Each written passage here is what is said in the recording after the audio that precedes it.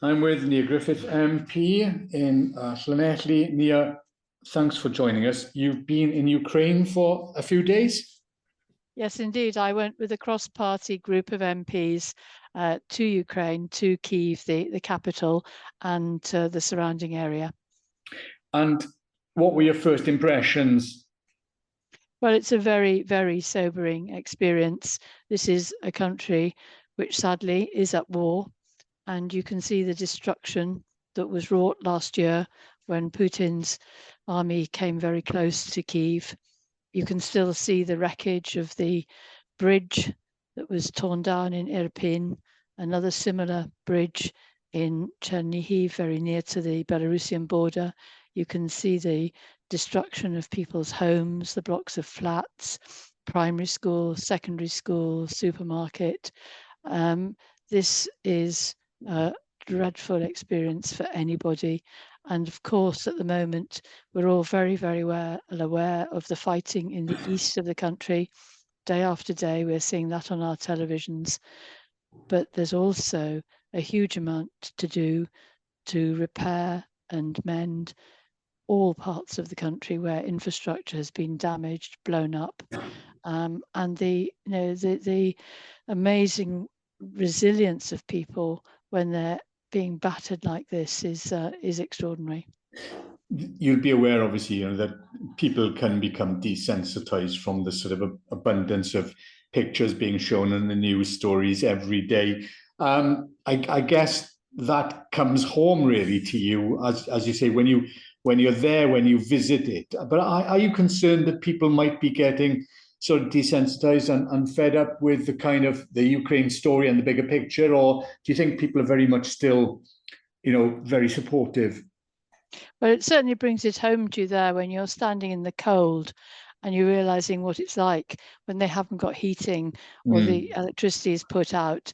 But yes, I think there is a real danger that people almost see it as part of the wallpaper, that people do become desensitized. And that's why it's so important that we bring this message back, I think. Yeah. There is a lot of compassion in our country, and I know many, many people have opened their homes to people from Ukraine. And the problems are enormous. I mean, they're enormous for every single family. They're enormous for the communities. And it really is. It is difficult. And yes, there is a real danger that people do become desensitized. And I think we just have to bring back the human side of it for people to realize if it's your family or somebody you can relate to it. There will be, I suppose, some people also that will point to the kind of discrepancies between what's happening here at home and the importance of that for teachers, for nurses, for doctors, and the amount of money that's being spent on Ukraine, 2.3 billion in 2022 and another billion promised in military support to Ukraine. Do you understand those feelings that some people might be rightly disgruntled looking at that amount of money and asking those questions, on the home frontier, why can't nurses get a pay rise? I think absolutely people are very angry, but I think the point here is that we are the 6th richest nation in the world. What we have got in our country is poor distribution of wealth. We have got wealth concentrated with some very, very well-off people, and we have got people who are literally starving in our own country, and that is an absolute disgrace. So you're absolutely right. There is a huge amount to put right to ensure that everybody has enough to eat, that all those people who are working hard have pay rises which are commensurate with inflation, so they can pay their way. It is a huge crisis that we are facing, and yes, of course, people will be questioning being able to send money help elsewhere, and so what we've got to do is make sure that we get our system working a lot better. I remember my father when we used to watch the sort of, Biafra and African Mm, mm, news programs. You'll remember those mm. news flashes at the time, and he always used to say, "Oh, there's no point giving money over there, whatever. They'll only do this and do that." We're actually seeing a lot of things in the press now, and certainly from Ukrainian journalists as well, regarding the corruption that Zelensky is trying to iron out. But you will be aware of that this is a country as well that there have been inherent problems with corruption.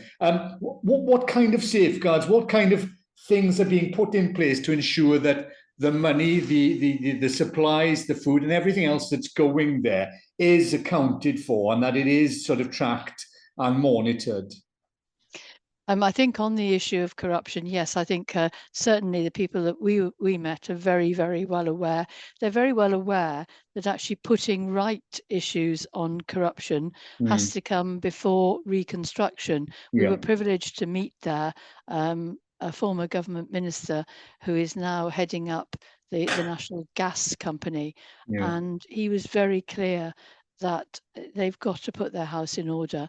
They've got a huge leap to make, yeah. and they realise that. They realise that if they've got any wish to be more integrated with the West, whether it might be through NATO or through the European Union or simply as a closer neighbour, they've got to put their house in order. So yes, that is an issue.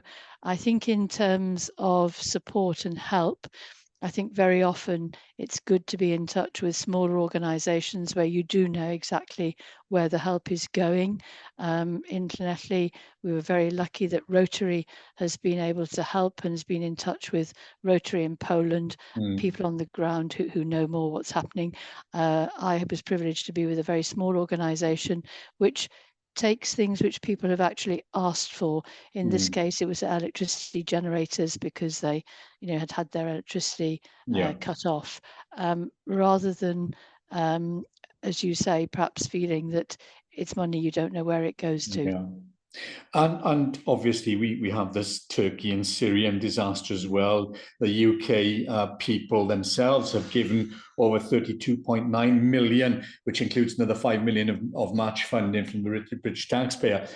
Again, I mean, do you are you concerned, or do you make those comparisons? Do you look at what's gone to Ukraine, look at what's going to Turkey and Syria, and ask questions there, or are you hopeful that the UK government will kind of get to those levels for Turkey and Syria, bearing in mind the enormous loss of life and livelihoods there?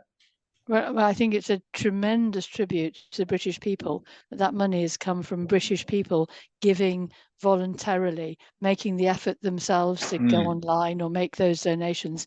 It is a tremendous tribute to the generosity. And when you see the destruction, it's absolutely horrific, and we all imagine how dreadful it would be if it were our families and our town. So yes, I mean it is difficult, as you say, in circumstances that people are in. But again, it's something that's not going to be put right in 5 minutes. It's going to be a very long haul for Turkey and for Syria, and we do need to continue to support them. yeah. And so, are you planning to go back? Are you planning to sort of, help and liaise and coordinate with more of the aid effort from UK, from Wales, and from Llanelli in particular? Well, certainly continue to help on those lines, but also continue to keep in touch, with some of the members of Parliament to make sure that we know, what they're saying and what's actually happening. I think it's very important to have those channels of communication, and certainly to be in touch with people who are actually on the ground.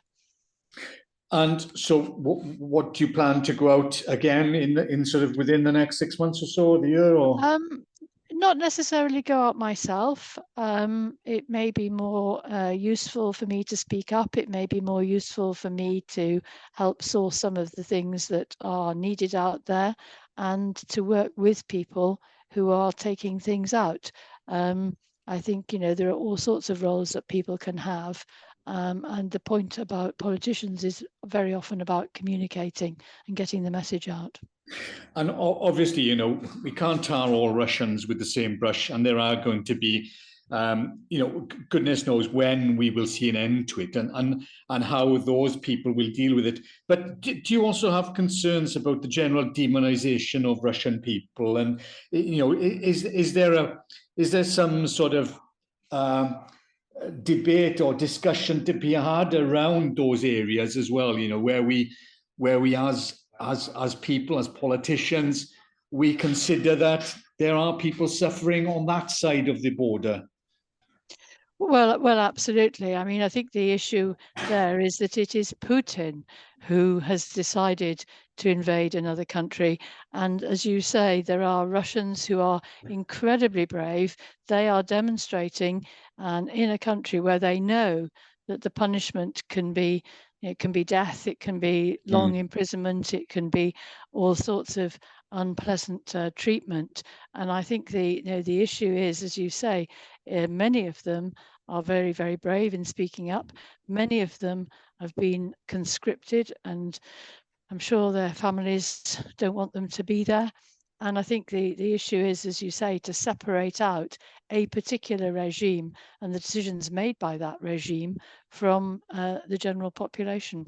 Do you see, or are you worried about the kind of rhetoric coming from Putin now, given that, you know, almost a couple of years ago, you know, with G7 and all these kind of things, this man was on center stage.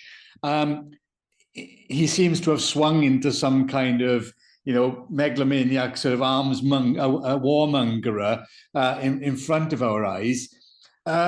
Is there any way back? I mean, should he be completely now, you know, cut off and not dealt with ever again? Or, as we're hearing, you know, some negotiations, possibly an end to the war, can a deal be brokered? Would you want that? Would you want Putin to be part of that again on the world stage? I think it's a very, very difficult one. I think we mustn't lose sight of the fact that he's had his eyes on taking Ukraine for a very long time. It's not just from last year, it's not even just from 2014. And it's his part of a strategy of his.